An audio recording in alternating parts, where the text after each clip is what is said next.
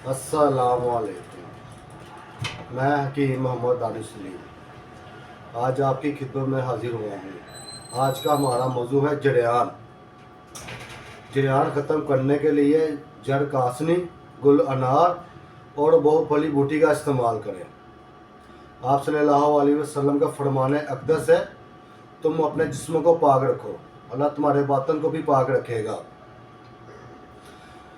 जिन बंदों को पेशाब से पहले और बाद में कतरे आते हैं, या फिर वो लोग जो सोबत करने से पहले जिन लोगों को पानी की तरह कतरे आते हैं, जिसकी वजह से जिस्म कमज़ोर होना शुरू हो जाता है, सुस्ती, थकावट, काम में दिल ना लगना और टाइमिंग ख़त्म हो जाना, या फिर वो लोग जो नमाज़ पढ़ने से कासिर हैं या जिनके कपड़े ख़राब हो जाते हैं, उन लोगों के लिए मैं आज एक नुस्खा लाया हूँ, जिसके इस्तेमाल करने से इंशाअल्लाह बहुत जल्द ठीक हो जाएंगे।